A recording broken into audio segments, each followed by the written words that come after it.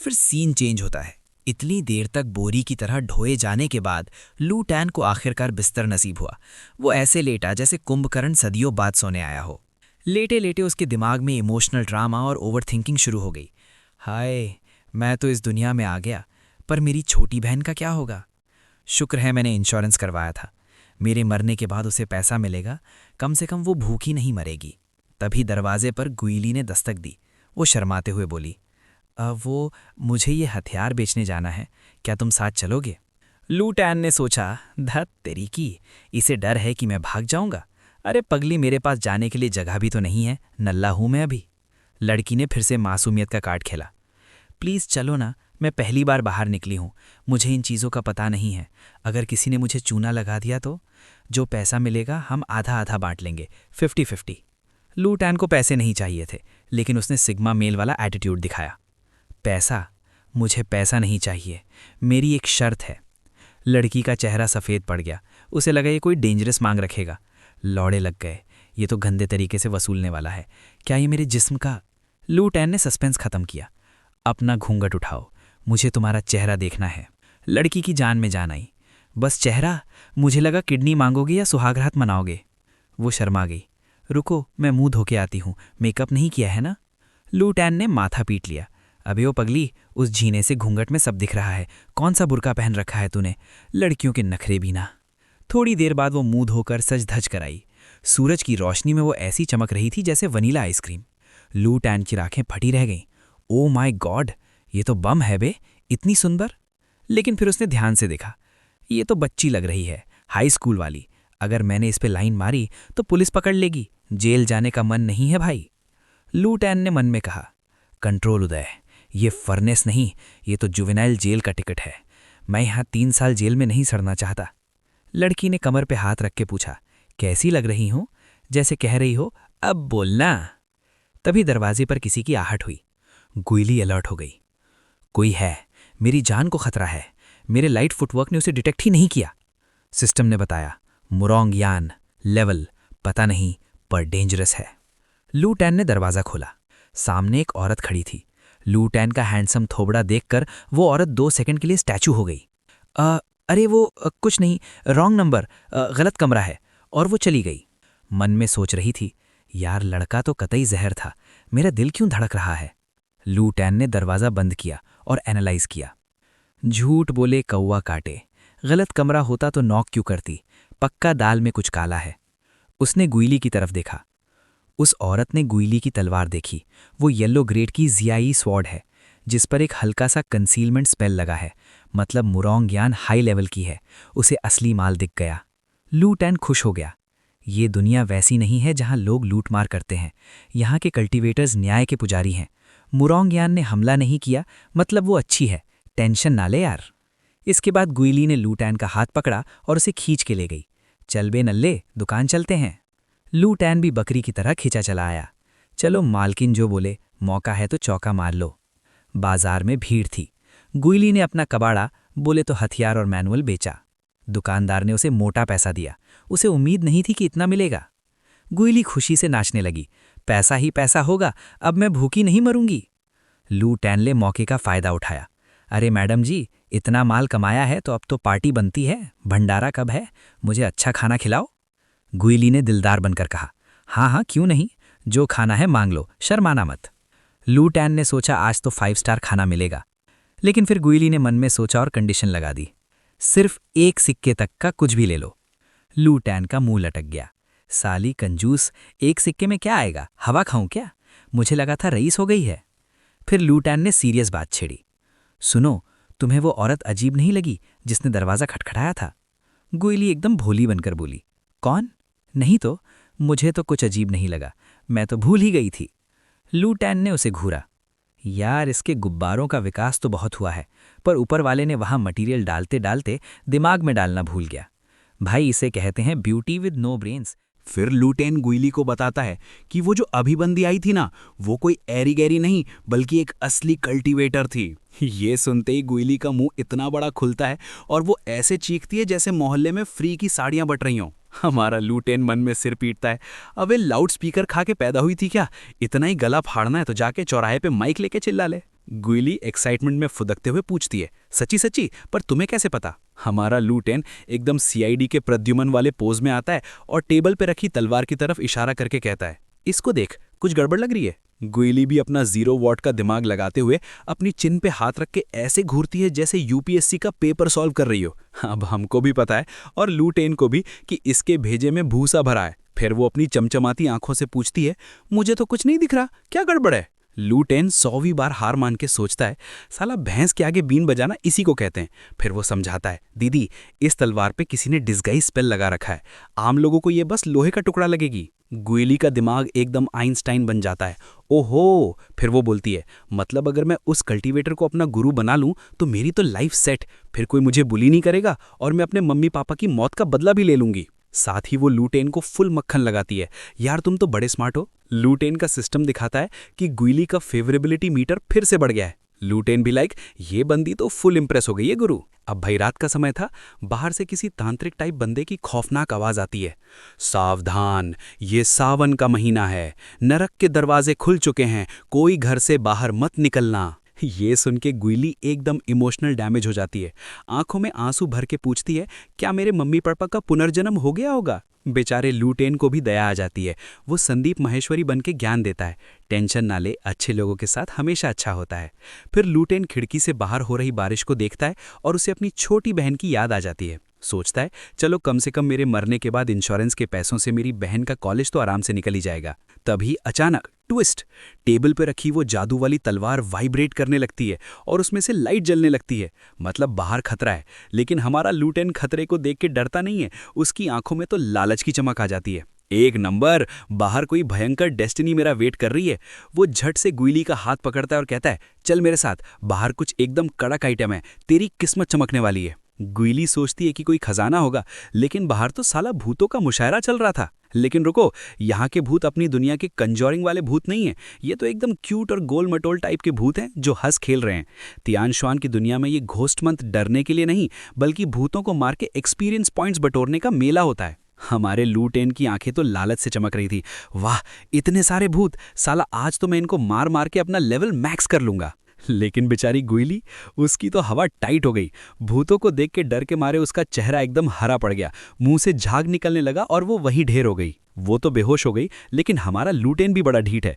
वो बेहोश गुइली को आलू की बोरी की तरह कंधे पे टांग लेता है और कहता है, अबे डरपो कहीं की, आज तेरी किस्मत चमकने वाली है, मैं तुझे घसीट के ले जाऊंगा। लूटेन उसे उस कल्टीवेटर के पास ले जाना चाहता था ताकि वो गुइली को अपना चेला बना ले। थोड़ी देर में गुइली को होश आता है तो देखती है कि वो भूतों के बीच में हवा में झूल रही है। उसकी फिर से टट्टी निकलने वाली होती है, लेकिन वो खुद को मोटिवेट करती है, नहीं, मुझे अपने लिए गुरु ढूंढना है, मैं बेहोश नहीं हो सकती, बी स्ट्रांग। फाइनली वो लोग उस जगह पहुंच जाते हैं और वहां क्या देखते हैं, एक मोटी सी कल्टीवेटर एकदम स्वैग में मेन गेट पे बैठी तरबूज के बीज छील रही थी और एक दूसरी चिरकुट कल्टीवेटर भूतों की माँ बहन एक कर रही थी। लेकिन वो जैसे ही हमारे लूटेन की चमचमाती फेयर एंड हैंडसम वाली शक्ल देखती है तो बाकी लड़कियों की तरह वो भी 5 सेकंड के लिए एकदम सिस्टम हैंग हो जाती है। अभी वो लौंडे को ताड़ी रही थी कि पीछे से एक भूत ने आके उसको डरा दिया। बस फिर क्या था, बच्ची का ईगो हर्ट हो गया। तेरी इतनी हिम्मत, मुझे डराएगा? वो एकदम फीमेल बाहुबली बन जाती है और चिल्लाती है, सालों सबको काट डालूंगी। और भाई साहब खचाखच खचाखच एक ही झटके में सारे भूतों का कीमा बना देती है। ये देखकर खंबे के पीछे छुपा हमारा लूटेन लिटरली रोने लगता है, अरे मेरी एक्सपी, साली ने मेरा सारा लेवल अप का चांस मार दिया। ये पक्का लेवल 40 के ऊपर की प्रो प्लेयर है। भूतों का कत्लेआम करने के बाद वो चिरकुट कल्टीवेटर सीधा हमारे लूटेन के पास आती है जो पिलर के पीछे दुबका हुआ था। लूटेन की तो सांसें अटक जाती हैं कि अब ये मेरा भी कीमा बनाएगी। वो लूटेन के एकदम पास आती है, उंगली उठा के उसके चेहरे की तरफ पॉइंट करती है और एकदम सीरियस टोन में बोलती है, ए इंसान, मुझे सवारी करने के लिए एक खूबसूरत माउंट चाहिए, क्या तू मेरा घोड़ा बनेगा? फिर राइटर हमें ज्ञान पेलता है कि इस दुनिया में डेमन का मतलब कोई सींग वाले दानव नहीं होते, बल्कि ये वो जानवर है जिनका दिमाग इंसानों जैसा खुल गया है, पर इनकी जिंदगी एकदम स्ट्रगल से भरी होती है। मुर्गे से पहले उठना, गधे की तरह काम करना और सदियों तक अपनी घिसाई करने के बाद ये बनते क्या हैं, किसी अमीर कल्टीवेटर की होंडा स्प्लेंडर या बुलेट, बोले तो माउंट। अब ये ऑफर सुनने के बाद लूटेन की तो हवा टाइट हो जाती है। इंसान को घोड़ा बना रही है? भाई मैंने मार्केट में 100 रुपए से लेकर लाखों रुपए तक के घोड़े देखे हैं, पर ये तो लिटरली मुझे अपने नीचे दबा के चल मेरे घोड़े टिक टिक टिक करना चाहती है। लू टेन का इमेजिनेशन एकदम नेक्स्ट लेवल पे थी। तभी वो चिरकुट अपना फुल भौकाल वाला इंट्रोडक्शन देती है। मेरा नाम म्याओ नान बेई है, मेरा घोड़ा बनना तेरी जिंदगी का सबसे बड़ा अचीवमेंट होगा छपरी। ये नाम सुनते ही लू टेन के दिमाग की बत्ती जलती है। अरे बाप रे, ये गेम की नॉलेज के हिसाब से ये कैट गर्ल गेम के बीच में आने वाली एक भयंकर बॉस है। ये वही बंदी है जिसके पैरों की धूल चाटने और उससे गालियां खाने के लिए लाखों सिंप और ठरकी लौंडे अपना घर बार बेचने को तैयार होते हैं। पर अपना लू टेन कोई निब्बा थोड़ी है जो शुरू में ही एक कैट गर्ल का घोड़ा बन जाए। भाई का स्टैंडर्ड है अपना। तभी पीछे खड़ी वो लंबी वाली बंदी उस चिरकुट के सामने हाथ जोड़कर एकदम इज्जत से कहती है, लिटिल ग्रैंड मार्शल आंटी, ऐसा करना रूल्स के खिलाफ है। लू टेन भी मन में लाइक, हैं इतनी सी चवन्नी भर की बच्ची और ग्रैंड मार्शल आंटी, क्या मजाक चल रहा है। पर चिरकुट का स्वैग तो देखो, एकदम अड़ियल टोन में कहती है, हाँ काहे के रूल्स तो तोड़ने के लिए ही बनते हैं। लंबी वाली बंदी उसे अपने कंधे पे उठाते हुए समझाती है, ग्रैंड मार्शल आंटी, बाहर ये सब बोलना ठीक नहीं है, पर लॉ एनफोर्समेंट वाले बुढ़े एल्डर ने सुन लिया तो वाट लग जाएगी। चिरकुट का ईगो और हर्ट हो जाता है। अबे मैं उसकी आंटी हूँ, मैं क्यों डरूं उससे। और वैसे भी ये रूल्स तोड़ने वाला डायलॉग तो मैंने थोड़ी मारा था, वो तो सेकंड सीनियर सिस्टर ने कहा था, दम है तो जाके उससे पंगे ले। फिर चिरकुट वापस लू टेन की तरफ मुड़ती है। तो क्या सोचा लौंडे, मेरा एकदम ब्यूटीफुल सा घोड़ा बन जा, कसम से कल्टीवेशन की ट्रिक्स, जादुई हथियार, एकदम प्रीमियम वाली पिल्स, किसी चीज़ की कमी नहीं होने दूंगी। ये वीआईपी ऑफर सुनकर बेचारी गुईली की जान सूख रही होती है कि कहीं लू टेन सच में लालच में आके उसे सड़क पे ना छोड़ दे। पर हमारे लू टेन के चेहरे पर वो कमीनी स्माइल आ जाती है। जब जब ये स्माइल आती है समझ लो लौंडे के दिमाग में कोई खतरनाक खुराफात चल रही है। लू टेन चालू करता है अपना निंजा टेक्निक, यानी कि तारीफों के पुल बांधना। अरे बाप रे, क्या दुनिया में कोई इतना भी सुंदर हो सकता है। और आपकी पावर, उफ, आग लगा दी मैडम आपने। कैट गर्ल भी अपनी तारीफ सुन के फुल हवा में उड़ने लगती है। वो तो मैं हूं ही, मैं तो यहाँ एक घोस्ट किंग की सुपारी लेने आई थी। अभी तुमने देखा ना, सैकड़ों चिरकुट भूतों को मैंने एक ही झटके में कैसे गेम ओवर कर दिया। लू टेन अपनी मीठी छोरी चलाते हुए कहता है, तो पक्का आपका सेक भी एकदम अंबानी लेवल का होगा ना, क्या हम आपके सेक में दर्शन करने आ सकते हैं प्लीज़। लॉन्डे की प्लानिंग एकदम डीप थी, उसे पता था कि अगर एक बार इस परफेक्ट सेक में एंट्री मिल गई तो लाइफ सेट है। कैट गर्ल भी एकदम कूल डूड बनते हुए कहती है, हाँ तो सवाल बहुत पूछता है, मुझे ज़्यादा बकबक करने वाले लोग पसंद नहीं। लू टेन जानता था कि कब चाम मारना है। वो अपनी फेयर एंड हैंडसम वाली स्माइल देता है, ओके बॉस, जैसी आपकी मर्जी। फिर वो पीछे मुड़ के गुईली को कोहनी मारता है, अबे गूंगी, मेरी बकवास खत्म हो गई है, अब तेरा टर्न है, जल्दी से इंडियन आइडल वाला गरीब का दुखड़ा चालू कर, तभी ये तुझे एडमिशन देंगी। पर गुईली ठहरी एकदम शरीफ और शर्मीली, उससे ये सब नौटंकी कहाँ होती। लू टेन मन में सोचता है कि साला जब भी किसी को बातों में फंसाना होता है सारा ठेका मुझे ही लेना पड़ता है। लू टेन एकदम नेहा कक्कड़ मोड में आ जाता है और चालू हो जाता है, अरे गुईली, इस बेचारी की कहानी इतनी दर्दनाक है कि क्या बताऊं, एकदम बॉलीवुड ट्रेजेडी। इसके माँ बाप का मर्डर हो गया, ये बेचारी अनाथ बदला लेने के लिए दर दर भटक रही है, ब्ला ब्ला ब्ला। लू टेन इतनी हैवी एक्टिंग और रोना धोना करता है कि उसे सीधा ऑस्कर मिलना चाहिए। और तो और गुईली अपनी ही झूठी कहानी सुनकर खुद इमोशनल होकर रोने लगती है कि हाय राम, मेरी जिंदगी सच में इतनी झंड है क्या। लू टेन उसे देख के मन में गालियां देता है, साली ओवर एक्टिंग की दुकान, मैं तेरा काम बना रहा हूं और तू सच में रो रही है, सीरियस हो जा। फाइनली लू टेन गुईली का सर पकड़ के झुका देता है, ग्रैंड मार्शल आंटी को प्रणाम कर। गुईली भी अपना रट्टा मारा हुआ डायलॉग बोलती है, आपने मुझे बचाया, भूतों को मारकर एक नंबर का काम किया। मुझे पक्का यकीन है कि आप लोग किसी संस्कारी और राइटियस वाले सेक्ट से होंगे, मुझे अपना चेला बना लो। ये संस्कारी वर्ड सुनते ही कैट गर्ल चिरकुट हंस हंस के लोटपोट हो जाती है। गुईली का फ्यूज उड़ जाता है कि अबे मैंने कोई जोक मारा क्या। कैट गर्ल हंसते हुए कहती है, अरे ओ संस्कारी दीदी, हम डेमन सेक्ट वाले हैं। व्हाट द डेमन सेक्ट, नाम सुनकर ही पैंट गीली हो जाए। गुईली सोच में पड़ जाती है कि एक डेमन सेक्ट की बंदी ने मेरी मदद क्यों की। वो बेचारी फटी हुई आंखों से मदद के लिए लू टेन को देखती है कि अब क्या करूं। लू टेन मुंडी हिलाता है, अबे जो मिल रहा है ले ले, चॉइस है क्या तेरे पास। गुईली तुरंत घुटनों के बल बैठ जाती है, मुझे अपना चेला बना लो। चिरकुट फुल स्वैग में कहती है, हाँ देख ले, बाद में रोना मत और पछताना मत। अब आगे बारी आती है एप्टीट्यूड टेस्ट की। माहौल एकदम सीरियस हो जाता है। लंबी वाली बंदी गुईली को इंस्ट्रक्शन देती है, अपने दिमाग को एकदम खाली कर दो, कुछ मत सोचो। गुईली आंखें बंद करती है और मैजिक से चेकिंग चालू होती है। 1 2 3 और सीधा 7 8 रिंग्स बचती हैं। चिरकुट ये देखकर अपना ईगो सेटिस्फाई करते हुए कहती है, हाँ मेरे से बस एक ही रिंग कम है, बंदी टैलेंटेड तो है। हमारे लू टेन के चेहरे पर फुल क्वेश्चन मार्क छप जाते हैं। क्या मतलब 8 रिंग्स, मतलब इस बंदी का टैलेंट लेवल 8 निकला है। भाई साहब, ये तो एकदम प्रो लेवल का माल निकली। अब बारी आती है दूसरे लोंडे की। सबकी नजरें लू टेन पर थी। लोंडे ने सीना चौड़ा किया, एकदम साउथ के हीरो की तरह पोज मारा और मेंटली तैयार हो गया सबको शॉक देने के लिए। सिस्टम ने चेकिंग चालू की, 1 2 3 और बूम, सिर्फ एक रिंग बची। एक रिंग, अबे ये क्या था? लौंडे की तो लिटरली सरेआम इज्जत लुट गई। चिरकुट कैट गर्ल भी खून की उल्टी करते करते बचती है। लूटेन मन में सोचता है, धत तेरी की, गेम स्टार्ट करते टाइम मैंने सारे पॉइंट्स खूबसूरती में डाल दिए थे, तभी तो शक्ल ऋतिक रोशन जैसी है, पर टैलेंट के नाम पे बाबा जी का ठुल्लू। मतलब अपना लूटेन बस बाहर से चमकता हुआ आईफोन है, अंदर से एकदम खाली डब्बा। अब बेइज्जती का घूंट पीकर ये लोग सेक्ट खाने से पहले थोड़ी शॉपिंग करने निकल पड़ते हैं। हमारी गुइली लूटेन की शर्ट पकड़कर फुल निब्बी मोड में कहती है, टेंशन मत ले बाबू, डेमन सेक्ट में बड़े लोग छोटों को बुली करते हैं। तेरे जैसे छपरी 1 रिंग वाले छपरी को तो वो कच्चा चबा जाएंगे, पर मैं खूब मेहनत करूंगी और तुझे बचाऊंगी। अब जरा इस दुनिया का ज्ञान ले लो। थियन ट्रांजिन महाद्वीप में वैसे तो अनगिनत सेक्ट हैं, लेकिन राइटियस पाथ बोले तो शरीफों के 4 बड़े गैंग हैं। 10,000 स्वर्ड्स माउंटेन, इनका फंडा है 10,000 तलवारें सीखो। 1 स्वर्ड माउंटेन, इनका फंडा है कि एक तलवार से ही 10,000 को पेल दो। मजे की बात यह है कि ये दोनों एक ही खानदान स्वर्ड माउंटेन के हैं, बस ईगो और प्रॉपर्टी के चक्कर में घर का बंटवारा हो गया। क्लियर स्काई सेक्ट और लोआ स्काई सेक्ट, इन दोनों का आपस में कोई लेना देना नहीं है, बस इनके फाउंडर्स को स्काई वर्ड से कुछ ज्यादा ही ऑब्सेशन था, इसलिए सेम सेम। वहीं डेमोनिक पाथ के 3 बड़े गैंग हैं, स्प्रिंग ऑटम फॉरेस्ट, अनरिस्ट्रेन्ड माउंटेन और अपना सबसे मुंह फट गैंग डेमन सेक्ट। अब सीन चेंज होता है, शॉपिंग खत्म, अब बारी थी झोले उठाने की। गुइली हैरान थी कि इतने सारे बैग्स लेकर कैसे जाएंगे। तभी वो लंबी वाली बंदी मुरोंग यान अपनी मैजिकल स्टोरेज रिंग में सारा सामान गायब कर देती है।